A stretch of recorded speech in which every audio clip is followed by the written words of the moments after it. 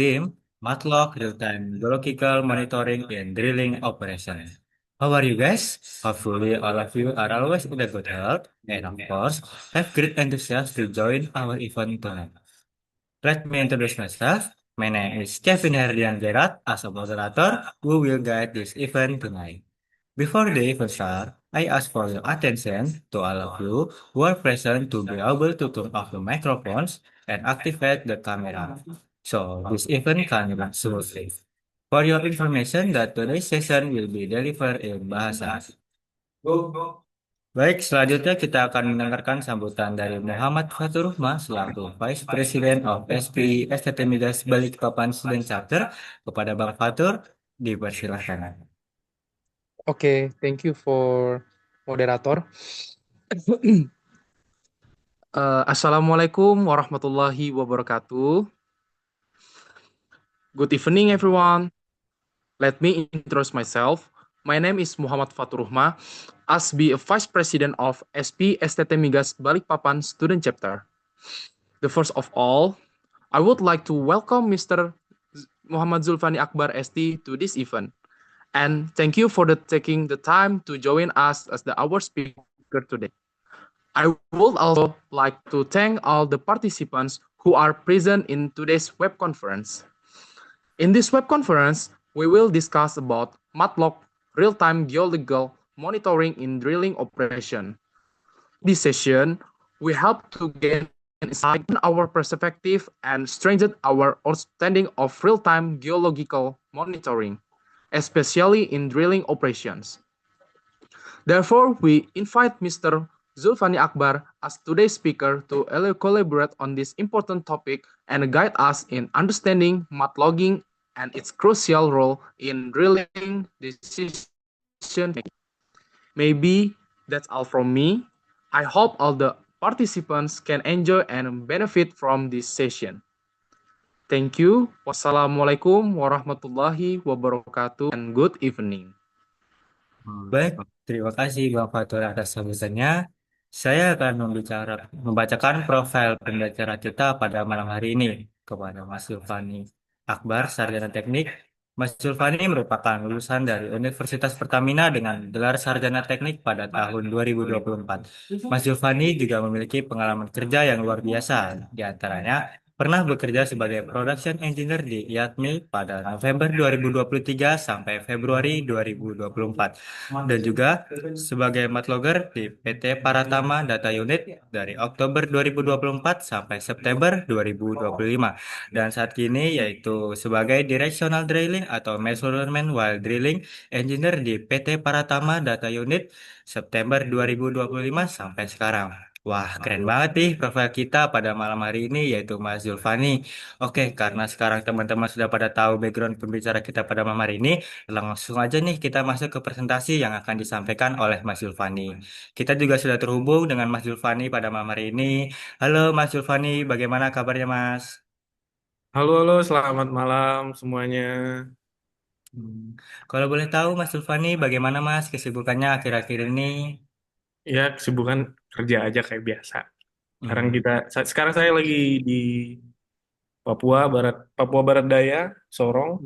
Saya lagi job logging while drilling dan salam kenal pastinya buat semua-semua, apalagi teman-teman STT Balikpapan. Saya juga agak kaget kalau disuruh jadi pembicara karena pengalaman gak terlalu banyak, tapi ya apa yang bisa saya sharing hari ini saya sharing.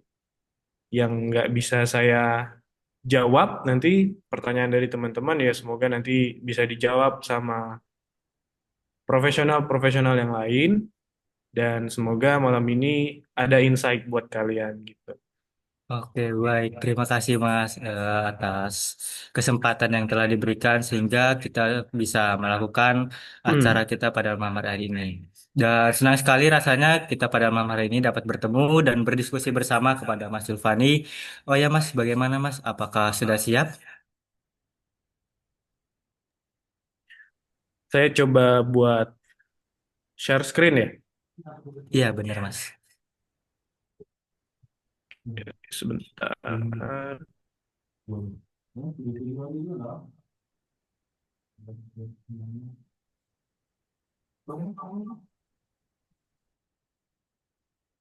Oke.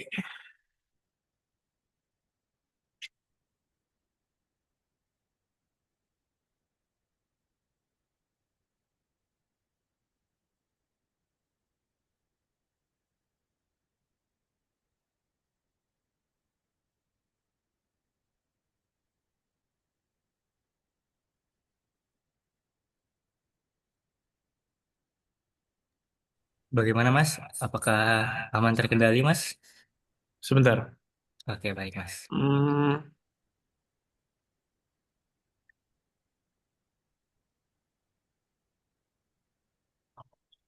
oke, sip. Udah kelihatan ya? Sudah Mas. Oke, kalau begitu langsung saja kepada Mas Julfani, kami persilakan. Selamat malam semuanya. Semoga Selamat. kabarnya baik-baik saja. Sebelum saya mulai, eh, sekali lagi saya perkenalkan nama saya Akbar. Mungkin sedikit merevisi dari perkenalan dari Kevin ya. Saya dulu bukan petroleum engineer sebagai profesional, tapi internship dan tugas akhirnya saya ya di divisi petroleum engineering gitu. Tapi nggak apa-apa. Eh, jadi hari ini saya akan sedikit membahas tentang matlogging unit. Saya sudah dikasih judul Real Time Geological Monitoring in Drilling Operation.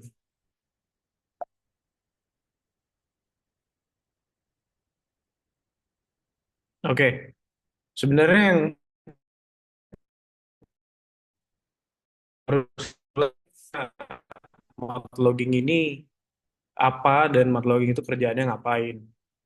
Secara definisi, pekerjaan matlogging itu melakukan pemantauan dan analisis real time terhadap drilling parameter dan cuttings yang terbawa oleh drilling mud. Untuk apa? Pastinya untuk memberikan kita informasi tentang kondisi lubang bor itu seperti apa, formasi geologinya seperti apa, dan potensi hidrokarbon selama operasi pengeboran berlangsung. Ada 5 hal penting yang menjadi tanggung jawab dari seorang matlogger atau satu tim sebagai matlogging unit. Yang pertama, real-time well monitoring. Beberapa parameter penting, saya harap teman-teman udah familiar tentang ROP, rate of penetration, WOB, wake on beat, torsi, pump pressure, flow rate, dan lain. Yang kedua, kita akan membahas tentang formation, evaluation dari cuttingsnya. Itu litologinya seperti apa, mineral komposisinya apa, fluida formasinya apa, visual hydrocarbon show-nya ada apa enggak gitu. Tapi untuk fluida formasi sebenarnya matlogging enggak spesifik sana ya, itu ada wireline, tugasnya wireline. Tapi tetap semua data tentang pengeboran itu akan masuk ke matlogging. Itu yang pertama yang harus kalian tahu. Dan mungkin teman-teman juga belum pada tahu matlogging itu apa. Karena jujur saya waktu kuliah saya juga nggak tahu matlogging ini apa sih. Nah, yang ketiga tugas kita adalah safety monitoring, kick and well control, early detection. Jadi kita harus tahu ciri-ciri tentang kick, ciri-ciri tentang hole problem sebelum itu menjadi parah. eh, sebelum loss itu terjadi atau terjadi untuk lebih parah, kita sudah mengantisipasi gitu loh. Misalkan ini oh sudah loss sedikit, ya udah langsung kita eh, informasikan ke company man untuk persiapkan loss circulation map misalnya kayak gitu. Terus yang keempat, tugas kita memberikan drilling optimization support. Itu ada ROP optimization, identifikasi bit dulling atau bit bounce, terus indikasi hole cleaning issues. Bit dulling atau bit bounce ini mungkin maksudnya lebih ke bit bowling ya.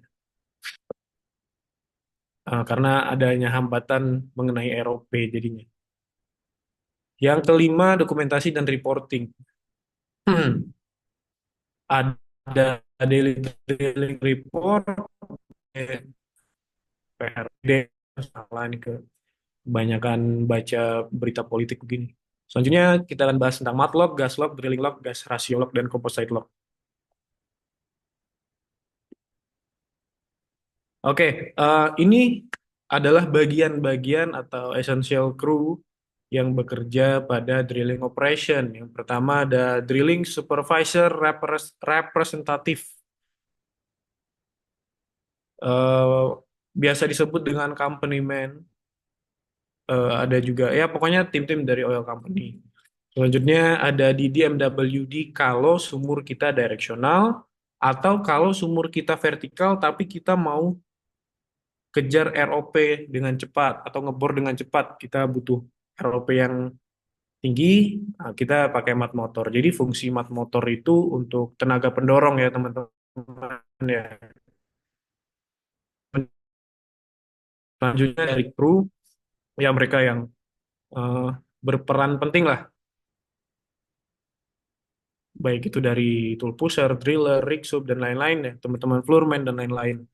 Selanjutnya ada mat engineer, juragan lumpur ya, dia akan ngurusin semua urusan tentang perlumpuran.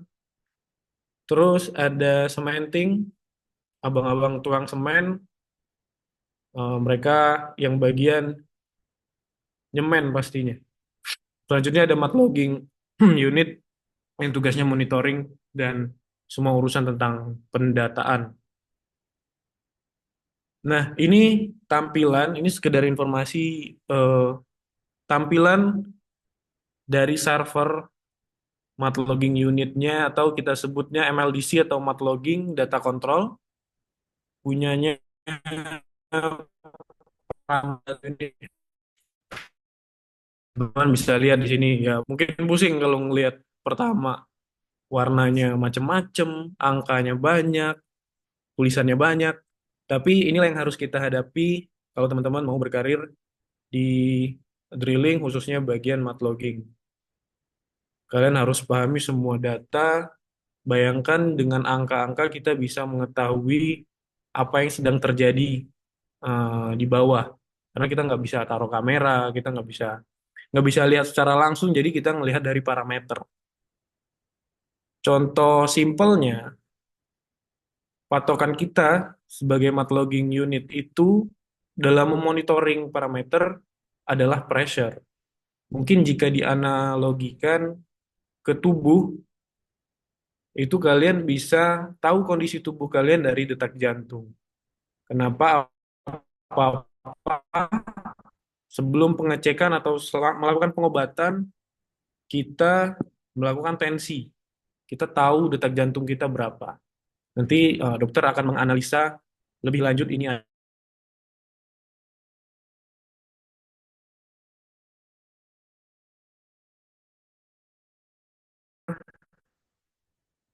dari pressure ini kita bisa menganalisa.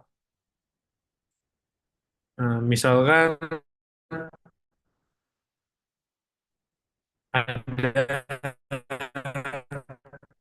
anomali kenaikan pressure secara tiba-tiba.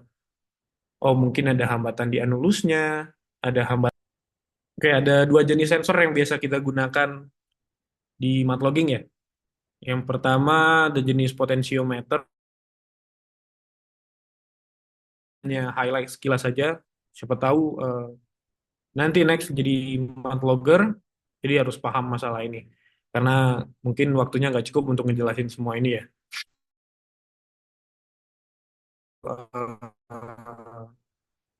Tank out untuk return, bagian transducer, ada standby pressure, hook load, torsi, dan casing pressure. Terus ada thermocouple jenisnya, ada mat temperatur in dan mat temperatur out. Selanjutnya di digital kita punya proximity, ada RPM, SPM, stroke per minute, dan block position. Oke, ini beberapa gambaran visualisasi. Ini foto real ya. tentang sensor-sensor yang kita pakai di matlogging. Yang pertama mungkin satuannya persen.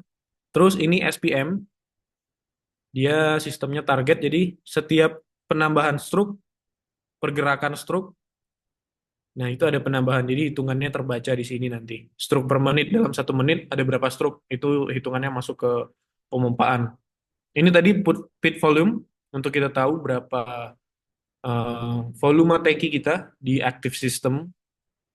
Terus ada MTI dan MTO untuk kita tahu berapa temperatur in dan outnya.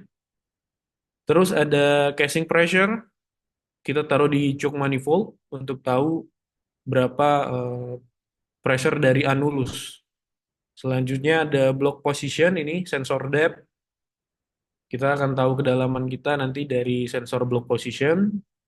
RPM, rotary rotary per menit ya. RPM, sensor RPM kita untuk tahu berapa berapa putaran yang kita gunakan. Terus selanjutnya hook load, beban, berapa beban string yang kita pakai, nanti akan berpengaruh juga ke wake on beat, tahu berat pada beat. Nah, wake on beat itu sedikit highlight lagi. Wake on beat itu eh, pengurangan berat terhadap hook load ya, ketika posisinya on bottom atau eh, menyentuh permukaan atau menyentuh bottom lah. Terus ada standby pressure, eh, berapa tekanan di surface, di sini kita ngitungnya. Terus ada gas chromatograph atau sensor gas untuk kita tahu kandungan gas apa yang naik ke permukaan. Oke, pertama kita masuk ke formation evaluation dari cuttings. Kita akan membahas tentang litologi cuttingsnya, terus kita harus mengetahui mineral komposisinya apa saja, fluida formasinya, dan visual hydrocarbon show. Mungkin sedikit highlight nih sekarang ya, paling gampang cari informasi menurut saya di TikTok. Jadi ini saya ambil potongan TikTok untuk kalian dapat visualisasi sebenarnya pengambilan cutting itu seperti apa dan cutting itu tuh seperti apa gitu. Sebentar ya, mungkin nggak usah pakai volume. Nah, teman-teman bisa lihat itu batu ya, cutting atau potongan-potongan batu yang sudah digerus sama bit, dibawa naik sama lumpur. Nah, naik ke permukaan bentuknya seperti itu. Terus kita tampung, matlogging nih kerjaannya matlogging nih. Kita tampung, kita bersihin. Nah, teman-teman harus tahu kalau ini lagi pakai OBM ya, oil based mud. Jadi ada dua jenis mud, ada OBM yang biasa sering dipakai yang common gitu.